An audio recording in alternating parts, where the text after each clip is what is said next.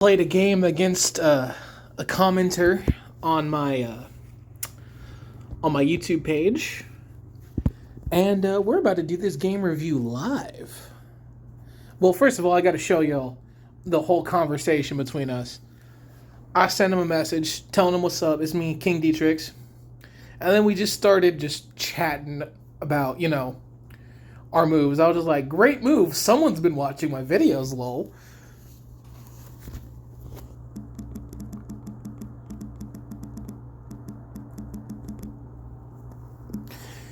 I love this guy.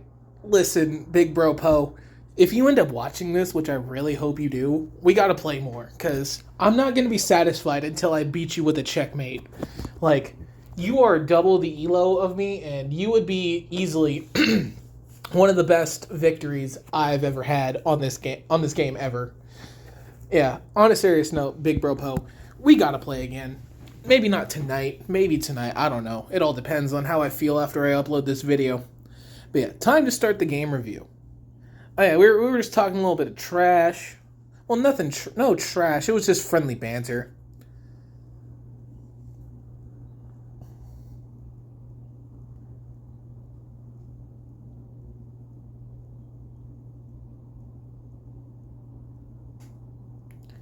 Alright, time to start the game review. You had a nice tactical find in this game. Let's review.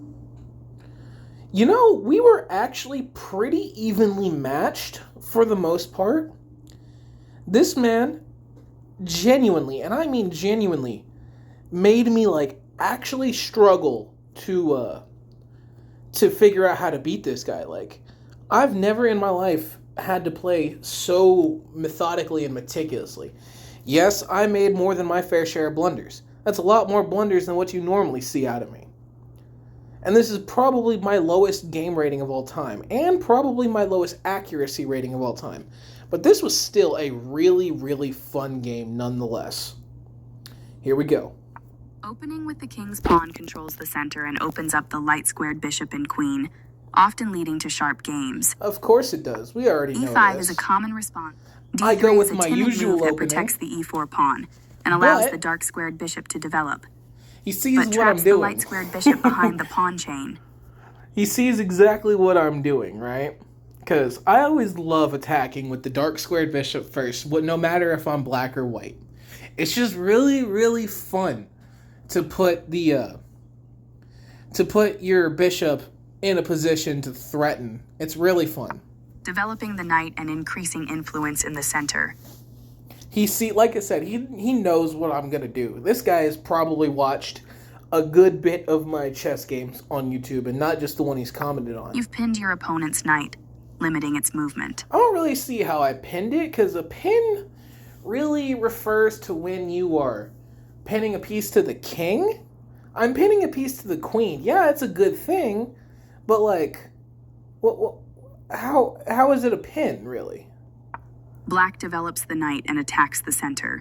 He backs up his pawns with a basic double knight opening, which is honestly never a bad thing. I prefer my pawn wall for the bishop snipe. That's my favorite way to go. You've just allowed your queen to be taken without a fight. Yeah, but I would have then taken his in return and made him lose his castling rights. I make him actually lose his castling rights in a really, really funny way. This misses an opportunity to capture a free queen. He must have I asked him about this because I offered a queen trade at the beginning of the game because I genuinely wanted to see if he would take it, right? But I guess not. This moves your queen to a safer square. Holy shit, could I have won if I had just attacked with the bishop?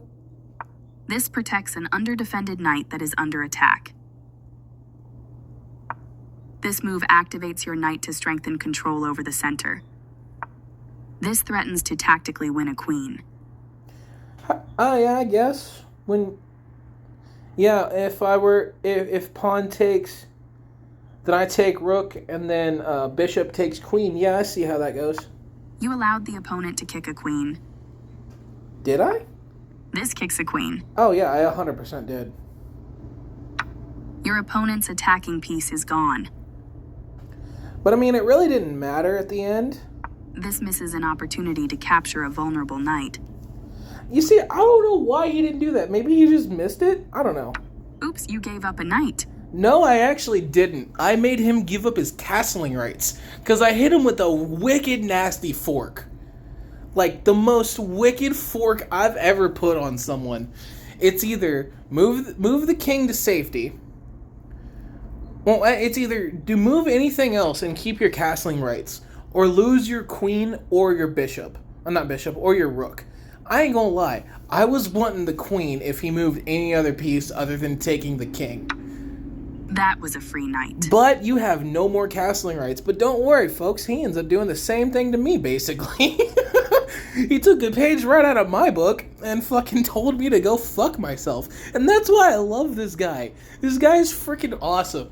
He looks at my baits and, like, he sees everything. Like, you're about to see in a moment easily one of the greatest pawn forces I've ever done. This move is okay, but not what I would have played. Just watch chess.com. You're about to see something incredible. The bishop is kicked by a pawn and must now move or be captured. This move loses a pawn. Hey, the goal here was to either force him to take with the rook. Well, not take with the rook. Force him to either take with the pawn and rescue his knight so he can't kill my bishop. Because then if he does that, that's a free backline shot right into his rook, damaging his entire structure. This overlooks a better way to tactically win a pawn. You made a passed pawn.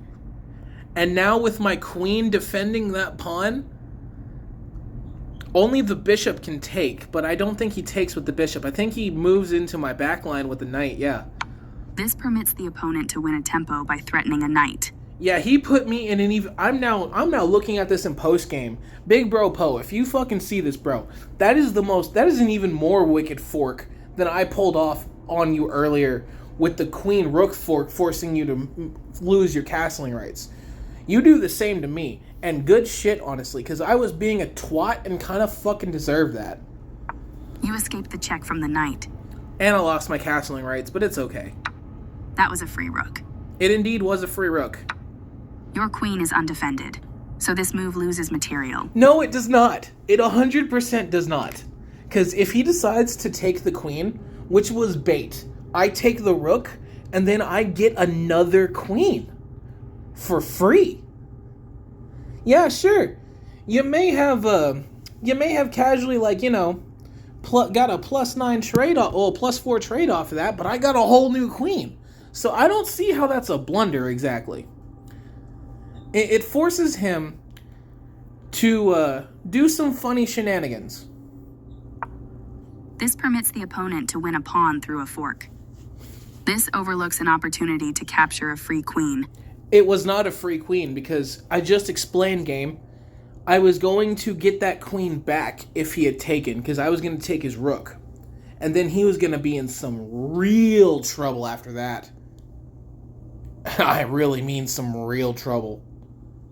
You overlooked an opportunity to win a pawn through a fork. What was the best move right there? White will be winning a pawn with that fork. Yeah, it protects... It doesn't protect anything, but it forces the king to move away. Either to that black square... Oh, no, it can't move to that black square, because that's check. Either that black square diagonal adjacent to the queen, the light square to his left, or down to the black square below. He didn't have very many moves left. He was in trouble here. This overlooks an opportunity to develop a bishop off its starting square. He takes the pawn. Smart move. Very smart move, actually. You allowed the opponent to capture a bishop and win material after the follow-up trades. Moving the bishop gives black more flexibility in the middle game. This blocks the check from the bishop. That was a free bishop. You're kicking their bishop out of a useful square. This overlooks a better way to counterattack an opposing queen. This is a good time for you to get out of trouble. This move puts the bishop on a safer square. Your rook takes an open file, a good way to activate the rook. Hey, yo. I could have just, next move, moved my queen back to, what is that? G6. Yeah. That would have been a pretty wicked move. Oh wait, no, it's my queen's not on the fucking white square, you dumbass. It's on a dark square. That's fine. Your strike at the center fights for space and central control. This loses a rook. You captured that free rook. Wait, how long? Oh, I just opened up the file for it. I was like, how long could I have taken that rook? You captured that free rook. This overlooks a better way to evade the check from the opposing bishop. You missed an opportunity to create a protected passed pawn. This loses a pawn. You are threatening to force eventual checkmate. How? I don't see it. I mean, I guess once I move the queen... Yeah, move the queen to F4. Yeah, that might work. This is not the right idea. You stopped your opponent from being able to win a rook through a fork.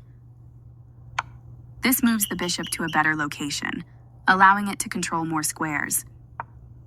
You permitted the opponent to force eventual checkmate. You missed an opportunity to capture a free bishop. I did. I honestly did. He was running out of time. I didn't have much time left myself. I had like 56 seconds, and he had like fucking 10. He was actually up by about 4 points until the end of the game, and I call him out. I was like, don't you dare win on time. And he didn't, thankfully. It was actually kind of neat that he didn't. With the right follow-up, this will lead to checkmate. You dodge the check, moving your king out of harm's way. And then the game's over right there. Well, Big Bro Poe, I 100% loved playing with you. Let's play again sometime, my man. In the meantime, it's your boy, King D-trix, letting y'all know that I do play games with my subscribers.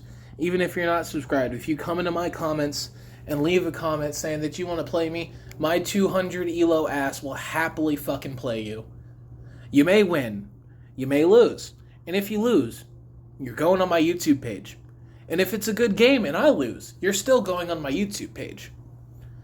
Just straight up. And if you beat me, go ahead and brag. I don't care. Because at the end of the day, you're just beating a almost 300 elo chess player who's kind of good at the game. Not the greatest, but he's kind of good. Anyways, remember folks, please like, subscribe, and share the video. It's your boy King D-trix, signing out. Good night, y'all.